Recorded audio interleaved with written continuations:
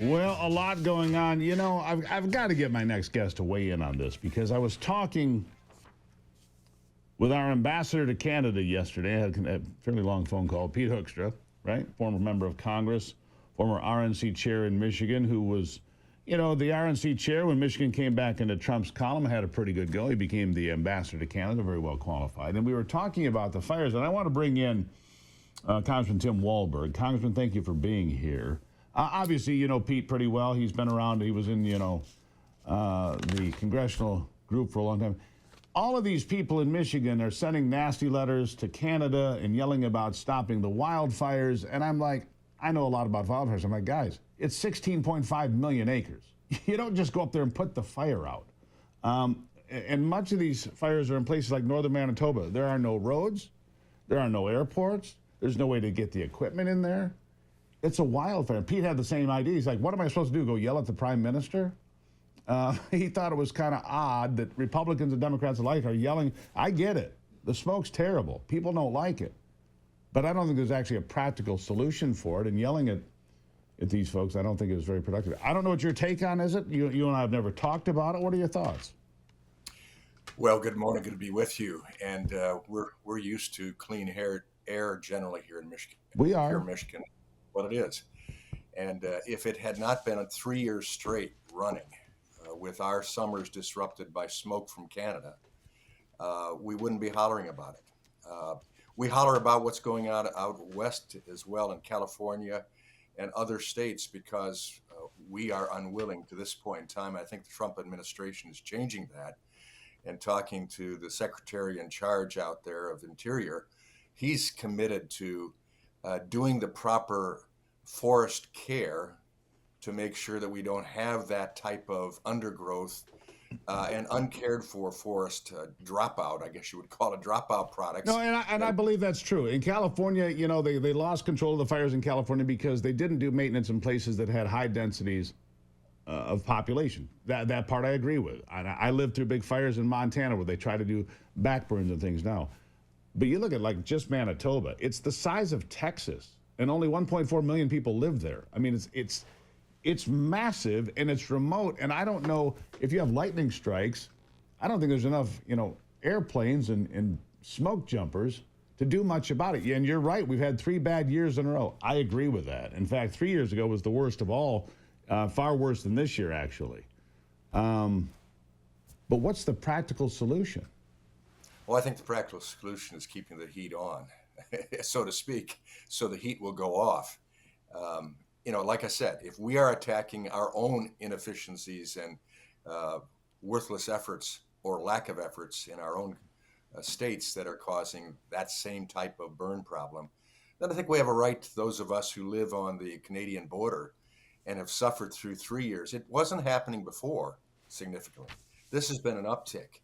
And I think it goes to an administration, that's a socialist administration as well, certainly hurt by Trudeau, that isn't taking care of the resources in appropriate ways. And it's not only impacting Canada now, it's impacting us. And I think it's time for them to hear from their nearest neighbor, a friend. I still think of us as a friend of Canada. And while we have a spat going on about tariffs, and I think rightly so, at this point in time, they need to hear that we're not willing to just sit idly by and not cause some commotion about an impact on our citizens' health, and I think also enjoyment of what ought to be, in this case, a Great Lakes state that can enjoy its summer experience and not have our health and enjoyment attacked. And we'll see what happens there. Our ambassador to Canada says there's nothing you can do about it. Not much, anyhow. He's not dismissing it. He understands it. But Pete's like, it's 16.5 million acres on fire. Not much you can do about it. Anyhow. Keep the heat on Pete. Pete's an aggressive guy. He knows how to do it. I don't discount him at all. But I'm certainly representing my constituents, and I think the other members of our delegation are representing theirs as well. All right, fair enough. Let's move on to the Education Workforce Committee. You are the chair. You've got some things going on when it comes to the CCP. Tell us what you've got on the table today. Well, a number of things, and not only CCP, but Randy Weingarten. and the AFT, American Federation of Teachers. But CCP, we are continuing to push back on CCP involvement in our colleges and our universities, making sure that we aren't giving special breaks to Chinese nationals coming over to our educational institutions, but also making sure that they're not taking away from our institutions information that will be used wholly by the CCP in continued competitive relationship as an enemy country against the United States. So John Moolenaar and I, John is the chair of Select Committee on China, and all instances related to Chinese involvement in a negative way in our country. On the other side of the ledger, I mentioned Randy Weingarten, and Right. we are pushing back, and we're asking in a letter that I just recently led to the American Federation of Teachers, questioning why this lady who heads probably arguably the most important union, education union, and I say that tongue in cheek about education because I don't think Randy Weingarten is involved in really caring about education.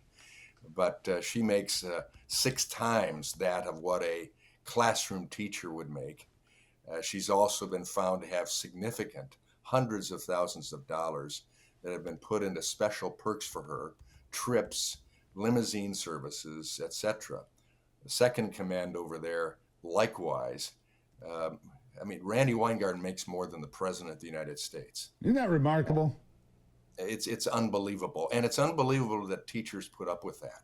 Teachers who are hardworking in our classrooms, putting up with all sorts of challenges that we put in their way, extra burdens that we put on regulatory issues. And my committee is attempting to do away with that type of burden. And yet here is the head of the largest teachers union in the United States, supposedly speaking for teachers and education priorities, and yet doing none of that. Feathering her purse and the purse of her leadership team because they can do it.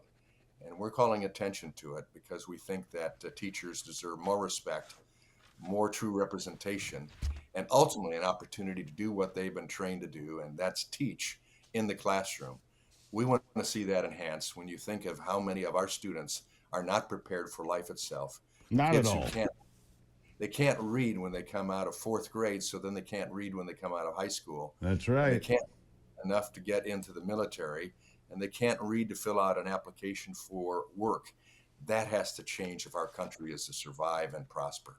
I agree with you on that. So keep after her. I mean, she's such a piece of work anyway, but we'll just keep it clean. It's a family program. Congressman Tim Walberg, always appreciate you being here. We'll check in with you. Enjoy another beautiful Michigan day. Have a pure Michigan weekend, and don't breathe too much smoke. There you go. All right, Congressman, thank you very much. We'll take a break. It's the Steve Gruber Show on a Free Speech, Free for All Friday. You can always check in anytime on Fridays, 877-310-9966. 877-310-9966. I'll be right back.